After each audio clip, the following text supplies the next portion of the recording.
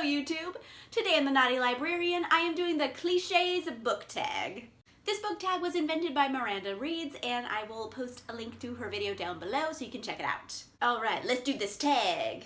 Number 1. Actions speak louder than words.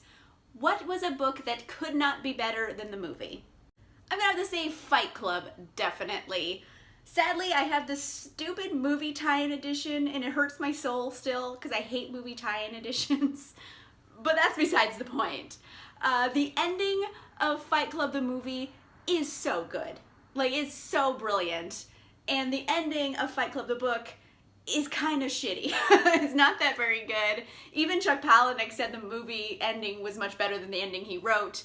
But just for that reason, the movie is always superior to the book. Number 2. The grass is always greener on the other side. A rags to riches story. For this one, I'm going to go with The Selection by Kira Cass. And it's a bit of a polarizing book because you either love it or you hate it. Like, I haven't met anybody who has just like mediocre reviews about it. But surprisingly, like, okay, I'm just gonna say I liked it. I liked it, okay? I know it's bad, but I liked it anyways. There's just something about it that I kind of dug. It's about a girl, her name is America Singer, which is the stupidest name. But anyway, she is a very, very poor girl, and she enters the selection, which is basically like The Bachelor, but in the end you marry the prince, and so she does marry the prince. Sorry, spoiler. At the end of the series she marries him, obviously though. And so yeah, now she's like the queen. So definitely rags to riches. Number 3, The Apple Doesn't Fall Far from the Tree. A parent-child relationship you loved. For this one, I'm gonna go with What Happened to Goodbye by Sarah Dessen. I really, really liked the relationship that McLean had with her dad. It didn't feel so much father-daughter as it felt kind of like they're partners in crime, so to speak.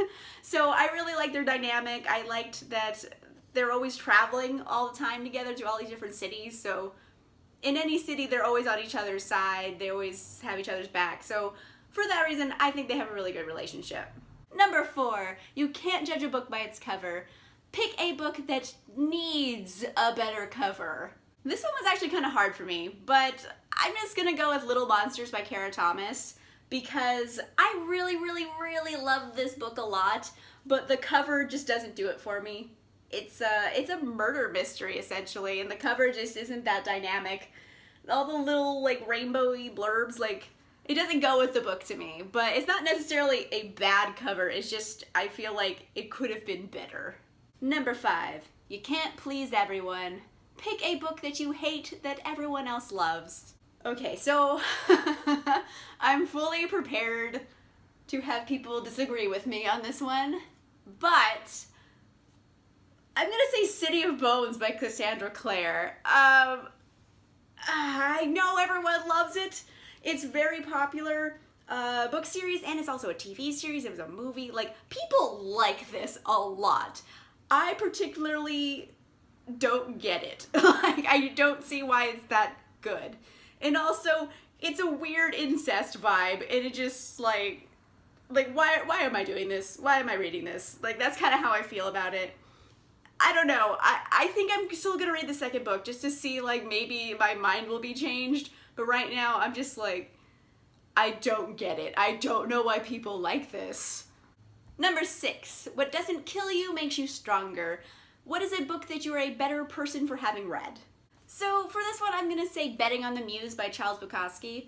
I read this again in high school because I felt like I was so dramatic.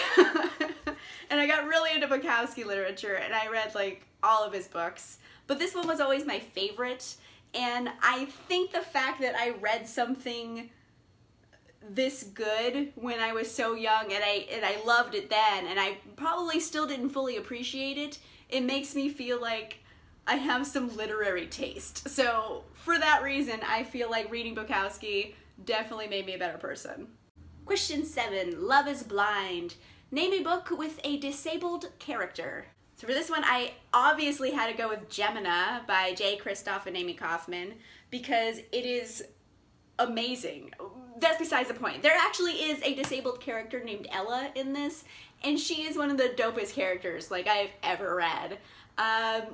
It's been a while since I read the book, but essentially she had like a space disease when she was a kid, and most people don't survive it, but she happened to survive it, and it left like side effects where she's unable to walk now. But she's like a brilliant computer hacker, and she's really sarcastic and witty, and I just love her to pieces. Also, Gemina is an amazing, amazing story, and is part of the Illuminating files, and everyone should read it. It's so good. It's so good. You guys, it's so good. And Ella's awesome too.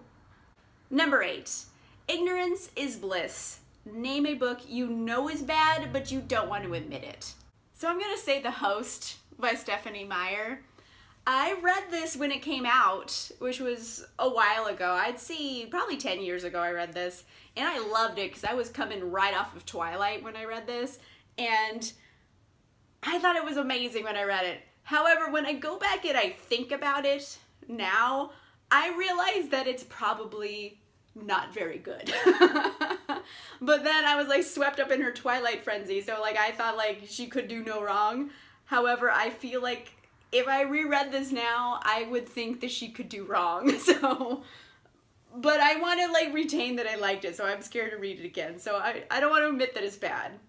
I know it's probably bad, but I don't want to say for sure. Number 9, There's No Time Like the Present. What is your favorite contemporary book? I like a lot of contemporary novels, so it's kind of hard to pick a favorite, but one of my favorites is Beautiful Bastard by Christina Lauren. I love this series so much. It is so good, and it is so filthy. It's so smutty. Like, it's filled with smutty delights. Like, they bang in the first chapter, like chapter 1, and I love it. Like, seriously, like, it's some of the best smut I've ever read. Like, they're brilliant smutty goddesses, and I love them, and I love this series, and I love everything they write, but I'm gonna say Beautiful Bastard. Number 10, Better Safe Than Sorry, a book you don't want to read just in case it's bad. So for this one, I'm gonna go with All the Crooked Saints by Maggie Stiefvater. I went in to buy this, and I had no idea what it was about. I just knew that Maggie Stiefvater was doing a signing, so I was like, yes, please, I will buy this book. So it is signed, which is pretty cool. So yeah, I just bought it because I knew she was signing it. And then I went on Goodreads and I read some of the reviews. There are some pretty bad reviews. I will say that. Some people had some really big problems with this. So I'm not sure if I'm gonna have the same problems or not. So I'm very worried because some people loved it and then some people thought it was like incredibly racist. Like, I don't think Maggie Stiefvater set out to be racist when she wrote it, but it makes me nervous. So that's why I haven't read it yet, because I'm like, oh, I don't want to hate it. So it's pretty. It sits there and it's pretty. That's all it's doing right now. Woo! That was actually kind of a fun tag. I had fun doing that one. That was a good time. Anyway, let me know down below if you've read any of these books, which ones are your favorites. Do you disagree with me on any of these? You probably disagree with City of Bones because I know everyone loves it but me for some reason. Also, let me know if you have any different answers. Let me know down below in the comments. As for people I am tagging to this tag, I tag everyone. Like, I didn't want to narrow it down, so I'm just going to tag everyone who watches this video. You are officially tagged, and you can do this tag and enjoy it. That's all for now, YouTube. If you like this video, make sure you give it a like, and if you want to see more videos, make sure you subscribe. And I will see you guys soon. Bye!